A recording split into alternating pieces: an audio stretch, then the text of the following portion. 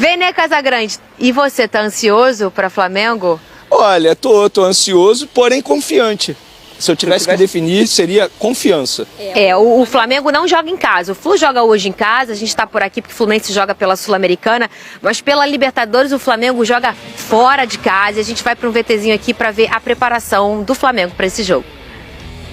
Concentração.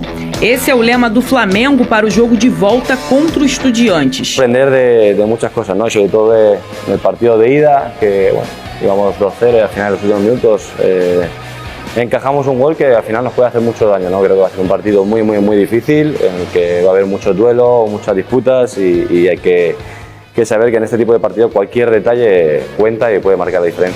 O time de Felipe Luiz sabe que o mental será um dos fatores mais importantes para a partida na Argentina, já que terá, além da torcida rival em peso, a pressão por um bom resultado. Não nos pode distraer o ambiente, não nos pode distraer o tipo de jogo que pode fazer o rival. Tenemos que saber a lo que vamos a ir a intentar ganar el partido con nuestras armas, haciendo las cosas que sabemos y hacemos muy bien y eso es lo más importante, como te he dicho antes, en Libertadores, como en Champions, en cualquier tipo de competición que sea eliminatoria, cualquier detalle es muy importante y tenemos que estar muy concentrados para que não nos passe fatura. Já que terá, além da torcida rival em peso, a pressão por um bom resultado. O rubro-negro sabe que cada detalhe será essencial para o Flamengo não errar e sair do jogo com a classificação. O time quer evitar o que aconteceu nos últimos 2 anos, em que decidir fora acabou resultando em eliminações para o Olímpia e Peñarol. Para o duelo, Felipe Luiz já espera contar com Jorginho. Ele se recupera de um problema muscular e tem sido desfalque. Sem Jorginho, Saúl ganhou mais relevância como instrutor de jogo no meio-campo. A delegação viaja nesta terça e já treina amanhã na Argentina. A equipe quer ir com foco total no jogo para voltar com a vaga para as semifinais da Libertadores. Muito bem, estamos de volta, direto do Maracanã, tá aí. Olha aí, o golaço que eu fiz agora, você viu, né? Você viu? Você é porque fenômeno. eu boto na ali e vai, É vamos que ver aqui, se vamos nessa acertar. área aqui do campo, você tem experiência, entendeu? Você tem experiência. Ai, meu Deus. Vai que Botafogo. Não fale isso não, não fale isso não. Ele fica bravo. Eu sei isso. Muito bem. Ô, Vene Casagrande, tá nervoso pra esse jogo? Tem algumas novidades aí. O torcedor quer saber muito. O Jorginho viajou ou não viajou? Para esse jogo, só Michael Pulgar fora, né? O Plata oficialmente já está à disposição para a questão do cartão, toda aquela confusão. A Conmebol já se posicionou. Passa as informações para a galera, Vene. Olá, Fernandinha. A Conmebol até quebrou um protocolo ao se manifestar oficialmente sobre isso, porque nos 2 casos anteriores, quando isso aconteceu, de um cartão, entre aspas, ser anulado, a Conmebol não tinha se manifestado.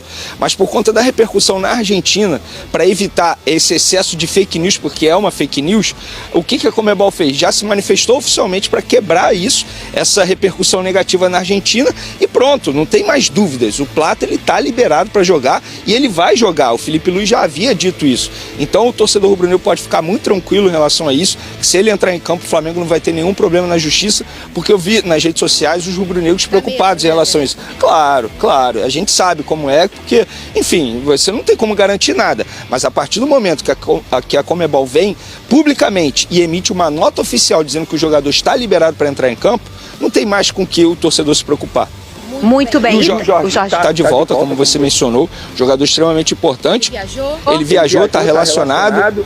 Ou seja, o fato dele não ter sido relacionado no último jogo contra o Vasco é porque ele não tinha condição, diferentemente do Alexandre, que na minha concepção tinha concepção, se ele estava relacionado, ele tinha condição de jogo. E agora o Jorginho volta 100% depois de um edema muscular, um edema que deu muito trabalho à comissão técnica do Felipe Luiz, porque ele ficou fora de muitos jogos importantes. Mas agora com o Jorginho de volta, acredito eu que seja Jorginho e Saúl a dupla de volante. E essa é a dupla oficial, né, Pedrosa? Essa é a dupla que faz toda a diferença. Eu falo tanto aqui nesse programa do diferente, né? Os jogadores que são decisivos, que são diferentes.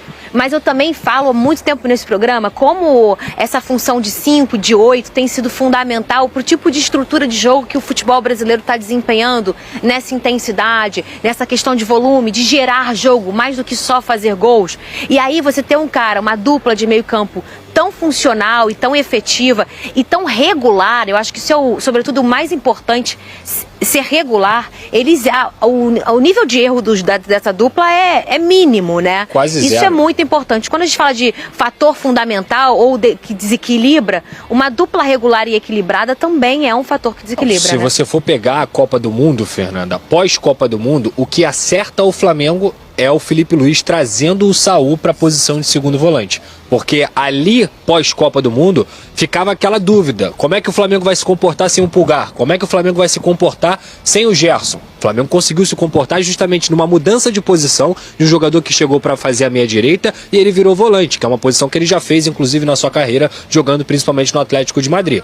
O Jorginho, cara, é um caso de um jogador especial. É um jogador que foi campeão da Eurocopa, foi campeão da Champions League, que estava jogando a Premier League, o melhor campeonato do mundo. Então, obviamente, o impacto dele seria imediato. O Flamengo ele tem uma característica... Já foi eleito o terceiro melhor jogador do mundo. Exato, jogando muito. Assim, o Flamengo ele tem uma característica, justamente pelo seu poderio financeiro e por tudo que envolve o que é Flamengo, que é Jorginho, Danilo e Alexandro. Esses três jogadores, há 5 anos, eles estavam entre os melhores do mundo da posição deles. Só que eles já têm uma idade mais avançada, então o que você precisa? Ter cuidado com eles. Porque senão, um Alexandro da vida, se você forçar, ele vai ter lesão. Se o Jorginho, se você forçar o tempo inteiro, ele vai ter lesão. O Danilo é a mesma coisa, perdeu alguns jogos nessa temporada por conta de lesão. Só que quando eles estão em campo, meu camarada, é muita qualidade técnica, é muito diferente. E talvez hoje, nesse elenco do Flamengo, a posição que mais destoa entre o titular e o reserva é a posição de volante, que é o Alan, que é um jogador que não consegue engrenar uma boa sequência de jogos, e aí você pensa no Alan. Em relação ao Jorginho, a gente tá falando de um abismo, cara. Abismo que talvez em outras posições nessa equipe não exista. É verdade. Então o Jorginho é muito importante para esse jogo, e o Jorginho é importante não só pela qualidade dele, mas também pela experiência do Jorginho. Esse tipo de jogo pede jogadores experientes. Pra ser sincero, Pedrosa, eu vou confessar algo aqui. Eu acho até que demorou pro Jorginho ter um problema muscular. Porque ele não estava acostumado com o futebol brasileiro, é a primeira vez que ele atua no futebol brasileiro, e a forma como ele chegou em fim de temporada lá no futebol inglês, após uma lesão grave, ele já chegou jogando, sendo titular absoluto numa Copa do Mundo de Clubes, Sim. que exige muito de um atleta, então acho até que demorou para ter esse problema físico. Teve, talvez no momento ideal, porque agora vem os jogos importantes, pelo Campeonato Brasileiro e talvez pela Libertadores. E a chegada do Saúl dá uma certa tranquilidade ao torcedor e também ao Felipe Luiz, e também para o Pulgar, para não forçar nenhum retorno dele. Porque o Pulgar, até a chegada do Saúl, era titular absoluto. Hoje eu não consigo cravar que ele é titular absoluto. Os três à disposição, não consigo dizer qual é a dupla de volantes no Flamengo. Pelo contrário, só ajuda o Felipe Luiz em ficar rodando o elenco, justamente poupar quando for necessário.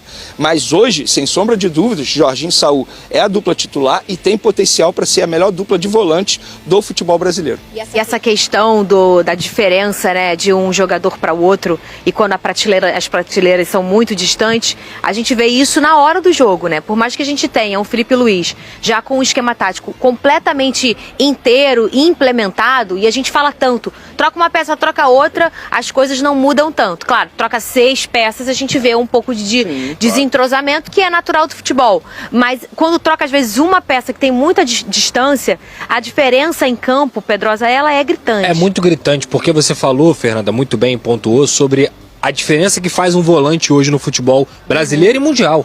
O seu time, ele passa pelo seu volante o tempo inteiro. Importante. Eu não tenho dúvida. Eu sei porque o já falou isso e eu concordo plenamente.